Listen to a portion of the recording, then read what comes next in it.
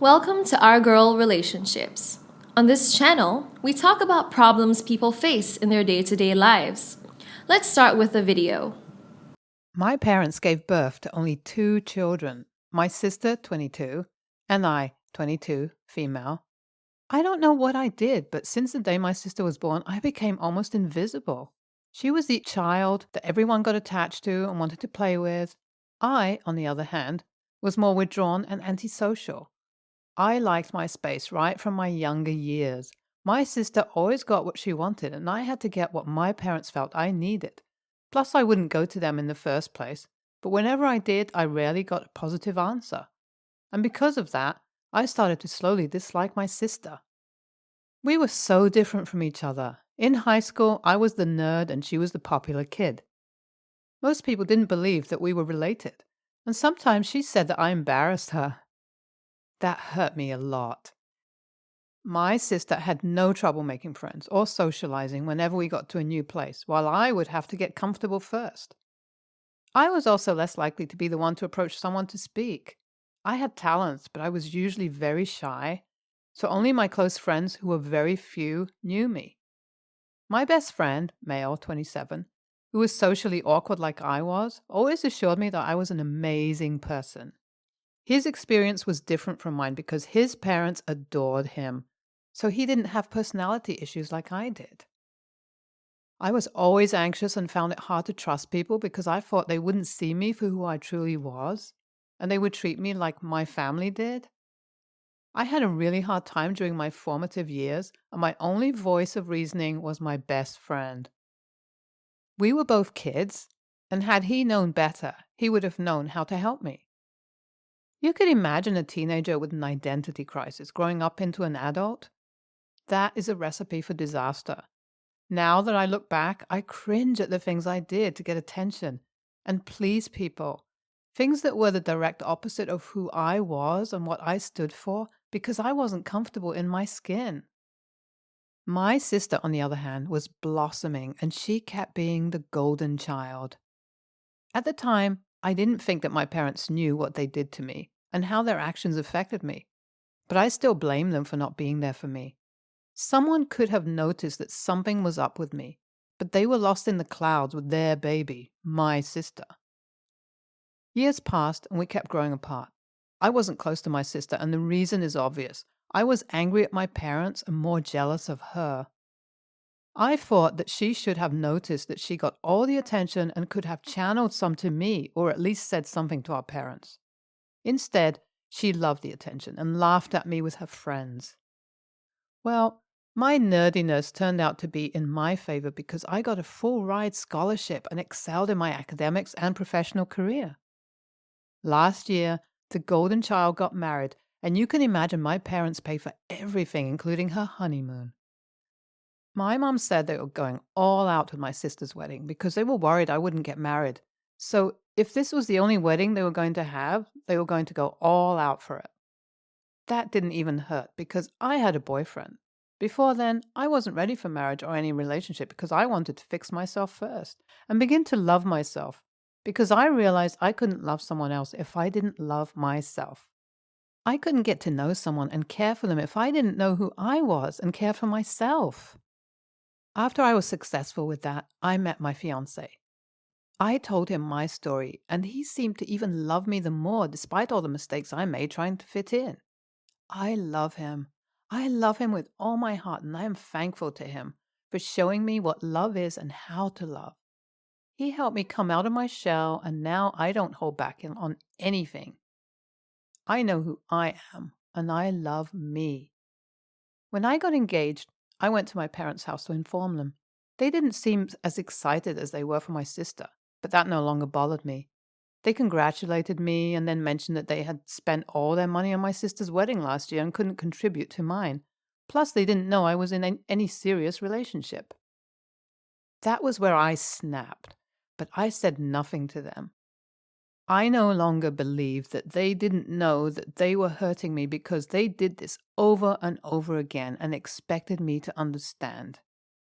When I got home, I ripped the invitation cards I had reserved for them and my sister. When they asked for the date of the wedding and venue, I changed the subject. I think my sister saw my wedding on social media, and she told my parents.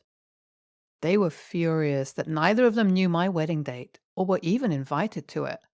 I replied, saying that space was limited, so only the most important people were invited. That worsened the situation, but I was just being brutally honest. I didn't consider them as the most important people in my life, and the wedding was a small one. So I wanted to have the most important people around me. Though I can admit that I also wanted to spite them too, if I'm being brutally honest. I didn't care that they were angry at me.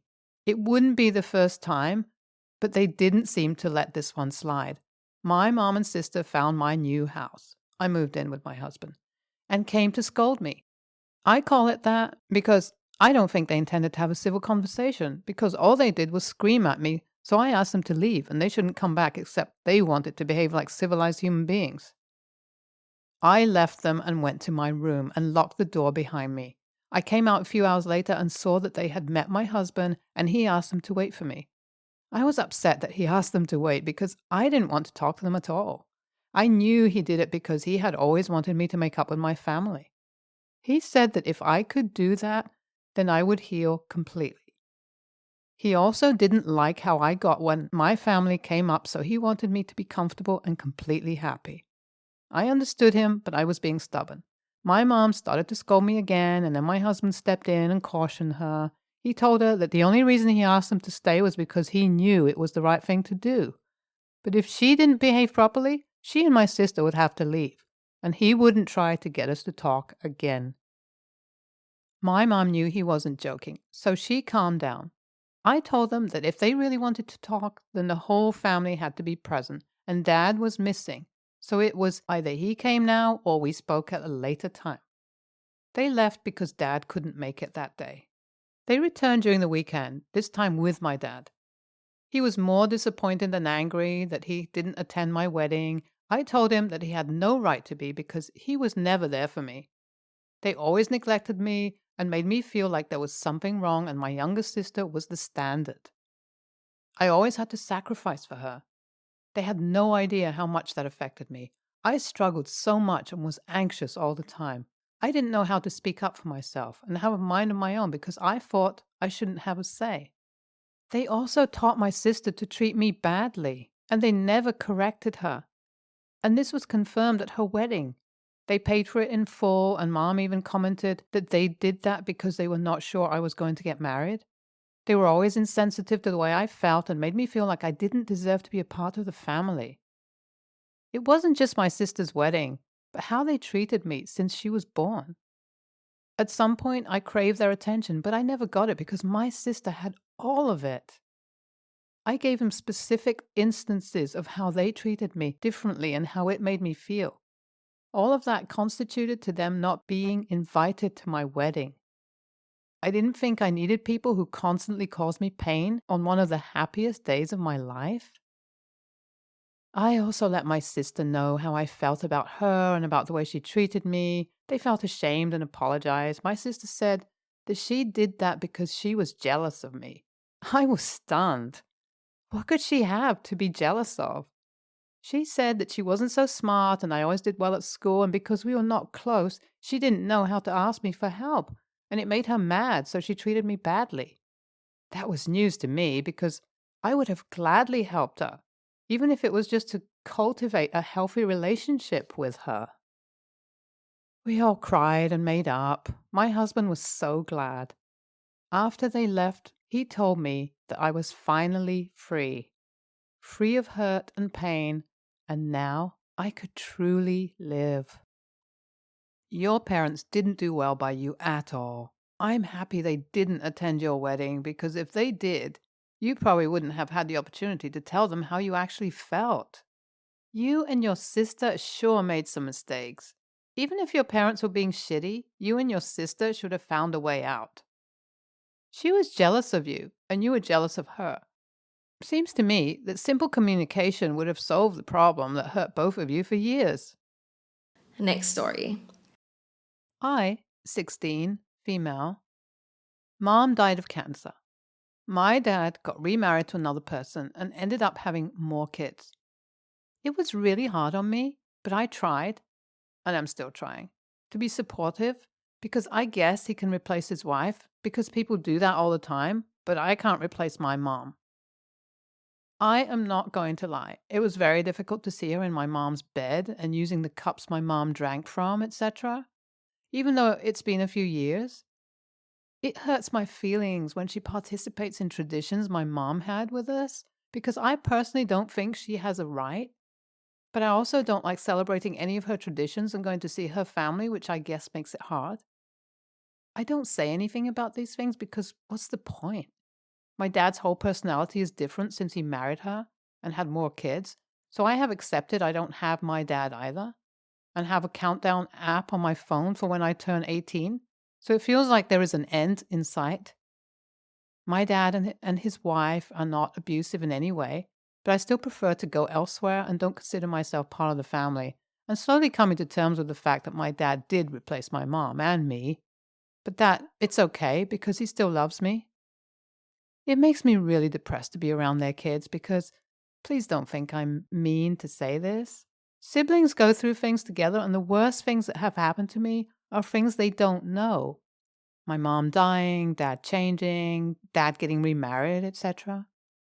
I told my dad and his wife that I would be very uncomfortable if the kids they had together grew up not knowing that I had a mom who died, and that was my deal breaker. I called my stepmom by her first name, and my half brother asked why I don't call her mom. And my half sister said, "Yeah, she's your mom." When I told them that my mom was dead and their mom isn't my mom.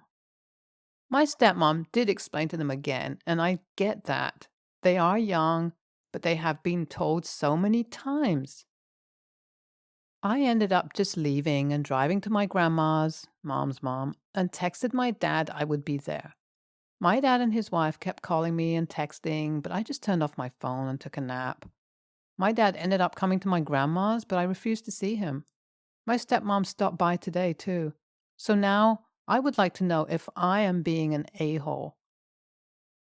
I would like to tell my dad that he failed as a dad and a husband because he still is my dad and will always be my mom's husband, and to tell my stepmom that her presence makes me depressed, but that would make me an a-hole.